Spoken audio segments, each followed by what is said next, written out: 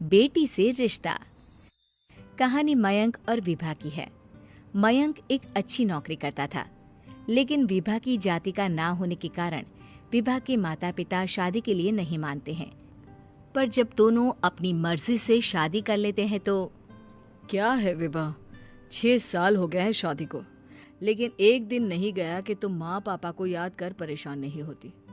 मैं कितनी कोशिश करता हूँ कि तुम सब भूल जाओ। कोई नहीं भूल पाता है मयंक। माँ पापा को कोई कैसे भूल सकता है। तभी सास का फोन आता है। माँ लो, विभा से बात कर लो, आज उसे अपनी माँ की बहुत याद आ रही है।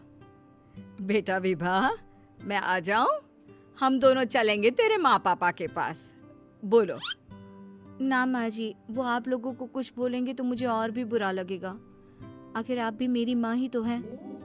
अरे सुन लेंगे ना यार, कोई बात नहीं, बोलेंगे ही ना। चलो माँ, मैं फोन रख रहा हूँ। वो क्या है ना, आज विभा को लेकर डॉक्टर के पास जाना है। बहुत दिनों से इसके सर पर लगातार दर्द हो रहा है। अरे हाँ हाँ, ले जा बेटा, सर दर्द को हल्के में नहीं लेना चाहिए। वैसे भी ना बहू सोचती बहुत है। मयंक माँ का फोन रख देता है और दोनों कार से अस्पताल जाते हैं। लेकिन जैसे ही वो लोग अस्पताल जाते हैं, विभा को स्ट्रेचर में नर्स उसकी माँ को लेकर जा रही दिखती है। मयंक, माँ, मयंक वो मेरी माँ है। इतने सालों बाद देखी भी तो इस हाल में मैं उनके पास जा रही हूँ। अरे रुको, कहीं वो लोग तुम्हें देखकर और परेशान ना हो जाए, या फिर तुम्हें कुछ बोल ना दे विभा, तुम फिर परेशान हो जाओगी। मयंक कैसी बात कर रहे हो, वो माँ है मेरी। विभा पास खड़े अपने चाचा चाची से बात करने की कोशिश करती है, लेकिन वाह, तेरे जैसी बेटी जिसकी हो वो तो मर ही जाए तो अच्छा है। वैसे पार्क में पैर फिसला है तेरी माँ का, रीढ़ की हड्डी टूटी है। रिद्धि को चाची की बात का बिल्कुल बुरा नहीं लगता। शायद वो सुन ही नहीं रही थी कि चाची क्या कह रही थी। वो सीधे माँ के कमरे में जाती है। कौन है आप? ये मेरी माँ है, मेरा नाम रिद्धि। रिद्धि नाम है ना आपका? दर्द में भी ये आपका ही नाम ले रही थी। हाँ, ये सुनते ही रिद्धि का कलेजा मुंह में आ जाता है। ये वही माँ है जिसने कड़े शब्दों में ये कह दिया था कि अब तेरा मेरा रिश्ता खत्म। फिर रिद्धि का पति मयंक भी वहां आ जाता है। सामने खड़े होते हैं रिद्धि के पिता। पापा, क्या हुआ माँ को? वो पार्क में गिर पड़ी, रीढ़ की हड्डी में चोट आई है। रिद्धि पिता की तरफ देखती है, लेकिन पिता मुंह फेर लेते हैं। पता है मयंक, माँ दर्द में मेरा नाम ले रही थी। मेरी माँ मुझे याद कर रही थी मयंक। मैं माँ को कुछ नहीं होने दूंगी, देख लेना। हाँ रिद्धि, हम मिलकर माँ का ख्याल रखेंगे, उन्हें फिर से खड़ा कर देंगे। लेकिन भैया कहाँ हैं? रिद्धि पिता के सामने जाकर खड़ी हो जाती है। पापा, भैया कहाँ है?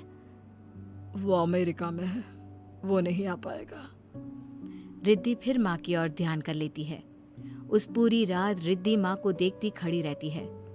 पिता मन ही मन सोचते हैं, जब इतना ही प्यार था तो क्यों चली गई किसी एक अजनबी के लिए हम सभी को छोड़कर। तभी डॉक्टर बाहर आते हैं। आपकी वाइफ को होश आ गया है, क्या मैं उनसे मिल सकता हूँ? जी नहीं, वो बार बार अपनी बेटी का नाम ले रही है। रिद्धि बेटा, तुम अंदर चली जाओ। माँ रिद्धि को देखकर रोने लगती है। बेटा, माँ के गले लग जा।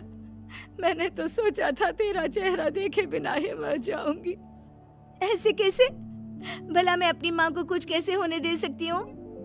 माँ उठने की कोशिश करती है, लेकिन वो उठ नहीं पाती। देखिए, आपकी रीढ़ की हड्डी में फ्रैक्चर है। मुझे प्यास लगी है, पानी पीना है। रुको माँ, मैं हूँ ना, मैं पिलाती हूँ पानी अपनी माँ को। कोई और नहीं आया? तेरे चाची चाचा आए थे माँ, पर शायद मुझे देखकर चले गए। जाने दे, इस वक्त भी पुरानी रंजिश देख रहे हैं। और रंजिश भी कैसी? माँ अपनी बेटी से नाराज ही तो थी। रिद्धि अब पूरे समय माँ के साथ रहती है। उनके हर काम को करने में उनका सहारा बनती है। फिर एक रोज, आज आपको चलने की कोशिश करनी थी, लेकिन हमारे फिजियो के डॉक्टर नहीं आए जो आपको पकड़कर चलाते, तो फिर आज। डॉक्टर साहब, मैं हूं ना, मैं माँ को चलने में मदद करूंगी। रिद्धि माँ को चलाती फिराती उनके खाने पीने का ख्याल 2,000 years later.